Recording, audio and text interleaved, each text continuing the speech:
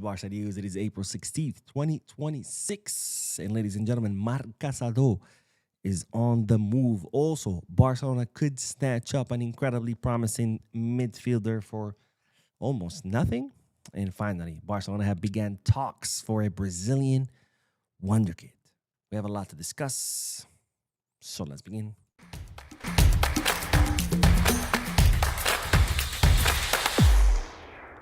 Hello, everyone. Welcome to the Channel Body Baseball. And I'm bringing you this short live stream because today I had to work late. So I ran out of time to film, edit, and post. So instead, I'm doing a live because it saves me time to bring you all the news. And of course, this is not a podcast. So unfortunately, I will not be reacting to your comments live. But tomorrow, Friday, is podcast day. So, of course, tomorrow, I'll see you, all of you, there. Anyways, let's begin with the news because the ladies and gentlemen, Marc Casado's agent, Jorge Mendes, has began searching for what could be Marc Casado's next destination. Now, as you know, or as I informed you in previous video, Marc Casado is now open to hearing offers from other clubs because, of course, he has not been getting minutes under Hansi Flick. And even though Casado prefers to stay at the club, absolutely loves the club. In fact, he stayed on two different occasions because Flick asked him to back in the winter and the previous summer. But now Marc Casado has seen his minutes dwindle more and more. In fact, he's only started, I think, in 9 La Liga matches all season. And even when we saw players injured like Frankie, like Bernat, still Flick opted not to use him as much. So now, unfortunately, Casado has decided that, well, he needs to look for minutes somewhere else, especially since he is only 22 years old and he needs to start playing. Now, since Marc Casado is open to leaving, his agent, Jorge Mendes, the super agent, football and super agent, has now began to make moves. And so far, there are 5 clubs who are strongly interested in Casado. In the Bundesliga, we have Stuttgart, Bayer Leverkusen, and Dortmund.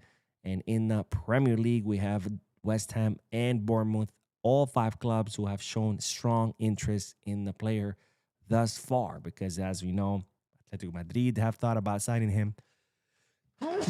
Excuse me. And there's been other Premier League clubs who have also eyed his signing. So for now, there are 5 clubs interested. We'll see whether more add their names to the list of possible suitors for Casado. Now, financially speaking, I think this deal makes sense. Marc Casado didn't cost us anything, and if Barcelona could sell him for 25 to 30 mil, 25 to 30 mil, our pure profit for a player that is not getting any minutes makes total sense. Sporting wise, I a little bit would prefer that Casado would not leave.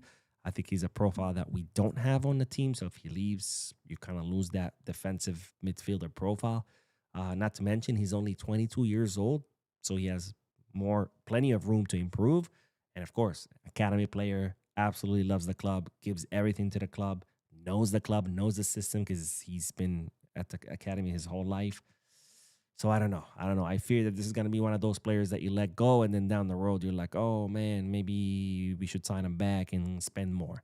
I don't know. But anyways, let me know what you guys think down below in the comment section. Now, speaking of midfielders, ladies and gentlemen, it's been revealed that Barcelona could sign an incredibly promising midfielder, Kees Smit, for almost nothing. Now, before I show you these statements, let me just recap real quick who Kees Smit is. Now, Kees Smit is a 20-year-old Dutch center midfielder. He's someone that Ronald Koeman has compared to both Pedri and Frankie, saying he's a mix of both. And well, who knows more than Ronald Koeman than the guy who, well, gave Pedri his debut with the first team. And, well, he's coached Frankie at Barcelona, has been coaching Frankie for a long time at the Dutch national team.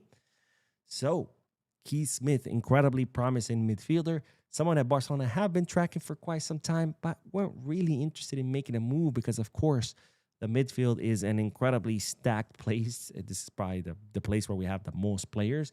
Not to mention that Kees Smit's current club, AZ Alkmaar, have been valuing him very, very highly. So even though Barcelona have been tracking Kees Smit, they're like, why are we going to spend, I think they were asking for 50 mil, something crazy like that, 50 or 60 mil on a player who still hasn't proven himself for a position that's incredibly stacked. But now, things could change because the Dutch reporter Arno Vermeulen has revealed that AZ Alkmaar, the club where Kees Smit plays, could end up losing a player for almost nothing if they keep overvaluing his um, his transfer fee.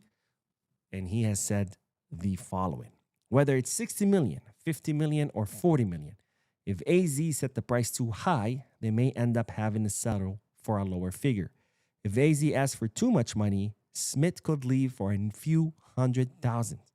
The European court has ruled the focus is on the worker. If the player does not see his situation as viable, he can go to arbitration. He could terminate his contract for a few hundred thousand and leave on a free transfer to clubs such as Manchester United, Manchester City, Real Madrid, or Barcelona. So what Arno Vermeulen is talking about, he's talking about what's called the Diarra case, where the European courts ruled, the ruling in that case by the European courts strengthened the player's ability to challenge their contractual situations if they feel blocked from progressing.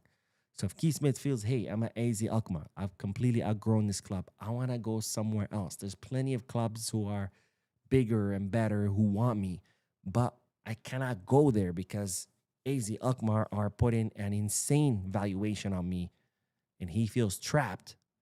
He could go to court and potentially win the case and force AZ Alkmaar to end up letting them go for a few hundred thousand. Now, of course, this would have to happen first. This has not happened. But if it does, my question to you is, should Barcelona sign Kees Smit? Because on one hand, incredibly promising. Again, Koeman has said he's a Pedri/Frankie hybrid. On the other hand, we have a lot of midfielders. But then back to this hand, if that happens, a few hundred thousands for an incredibly promising midfielder, I say why not? But anyways, I'm curious to hear you guys' thoughts. But anyways, speaking of promising players, we have to talk about the big news because, ladies and gentlemen, Barcelona have began talks to sign a Brazilian Wonderkid, one of the most promising Brazilian players, someone we talked about previously on the channel, who's no other than Eduardo Concei. Now, Eduardo Concei, for those of you who didn't see the videos where we talked about him, he's a 16-year-old left winger currently playing for Palmeiras under-20 team. He's also an international with Brazil's under-17, someone who really shined in that under-17 World Cup. Barcelona have been tracking him for quite some time. He's, your typical Brazilian left winger, lots of speed, lots of flair, can take on defenders 1v1. I mean, he can dribble past anyone and everyone and score crazy goals. You know the type, Neymar type winger, right? Not that I'm comparing him to Neymar, but I'm saying the profile, right? That's it. That's the kind of winger that Eduardo Conceição is. He's considered one of the most promising players currently in Brazil. And it's reported that Deco has already started making moves and open talks in order to sign Conceição. Now, it's reported that Manchester City are also making a push for the player. However, Deco is trying to leverage his very good relationship with the player's agent and also Palmeiras' owners. So we'll see who's going to win this race. But my question to you is, Eduardo Conceição, do you think that would be a good signing for Barcelona? By the way, Palmeiras they're saying that Barcelona could sign him for 50 mil. I've seen the player's highlights. He looks incredible. But I don't know. I feel like we've been stung so many times by these young Brazilian players who cost an arm and a leg. And I don't know. 50 million for a kid who hasn't played in Europe, who hasn't shown us he's capable of playing in Europe. I don't know. Seems a little bit too expensive given our current situation. It's different from spending, let's say, 40 mil on Sheldrup, because Sheldrup hasn't played in Europe, hasn't even played in the Champions League. We know he can do it. Conceição, for all we know, he can come to Europe, completely flop. Don't get me wrong. It could also end up being Neymar. But it's just a big gamble for 50 mil. 50 mil that, well, it's almost like 200 mil because we don't have money. But anyways, I'm curious to hear you guys' thoughts. Let me know down below. And let's end this video with the news that, ladies and gentlemen, the greatest football player in the history of the sport, Lionel Messi, has finalized his acquisition of UE Cornella, a Catalan club currently playing in Tercera RFF. I think that's fourth division. Yes, that's fourth division.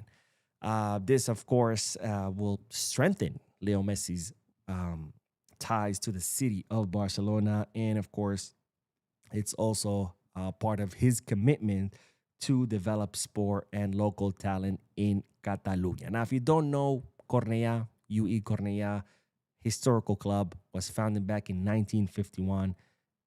For years, it's been standing out for its very strong youth development system. In fact, Barcelona have constantly signed players from Cornella for their academy. They have an incredible youth system. And now Messi has become the new owner of Cornella. Pretty awesome news, in my opinion. I don't know. What do you guys think? Let me know down below in the comments section. Anyways, that is all the news for this video. It did go live a few moments ago. If you haven't seen that video yet, make sure to check it out. Don't forget to hit the like button, subscribe to the channel, drop a comment, and as always, be scarsa.